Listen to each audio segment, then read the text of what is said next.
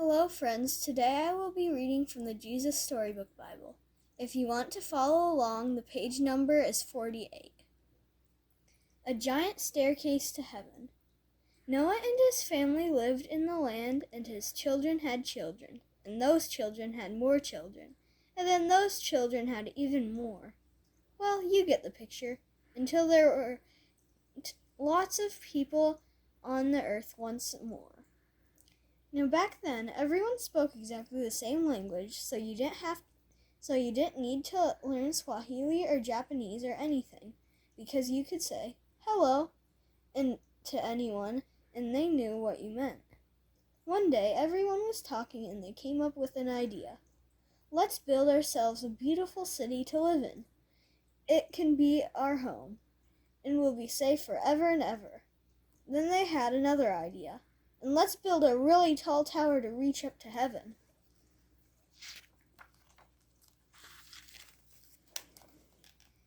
Yes, they said. We'll say, look at us up here, and everyone will look up at us, and we'll look down on them, and then we'll know we are something. We'll be like God. We'll be famous and safe and happy, and everything will be all right. So they got to work. Brick by brick, the tower grew, higher and higher, until it soared above the city, touching the sky. Then they built stairs in the tower to climb to the top. It was like a giant staircase to heaven. Look, they cheered. We're the ones. See what we can do with our very own hands. They were quite pleased with themselves. But God wasn't pleased with them. God could see what they were doing.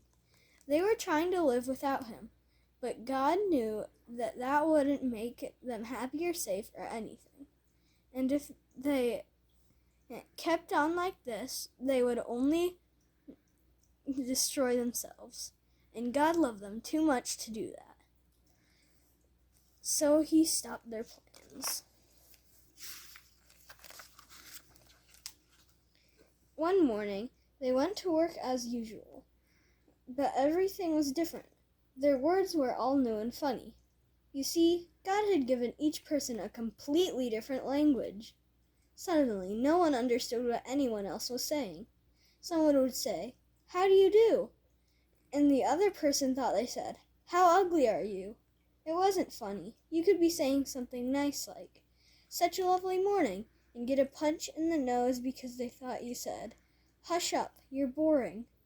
You couldn't even say, "Pardon?" to check if you'd heard right, because no one understood that word either. It wasn't easy to work after that, as you can only imagine.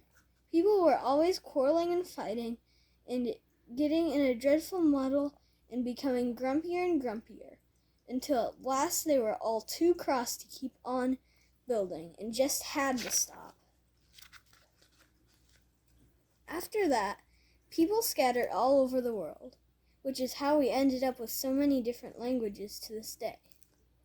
You see, God knew however high they reached, however hard they tried, people could never get back to heaven by themselves. People didn't need a staircase. They needed a rescuer, because the way back to heaven wasn't a staircase, it was a person.